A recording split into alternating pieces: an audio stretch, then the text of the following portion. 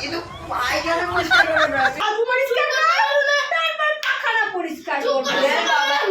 আরে একটু পায়খানা পরিষ্কার করে দাঁতটা আগে পরিষ্কার করো না, তারপর পাখানা পরিষ্কার করবো। সকালবেলা ঘুমাচ্ছি না, জানাচ্ছো না, আমি শোন, দুধ এনেছি তোদের জন্য।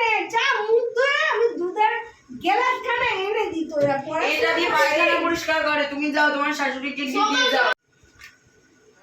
দুধ এনেছি তোদের জন্য, খা খা খা। দাও। দুধটা নিয়ে আমি খাবো।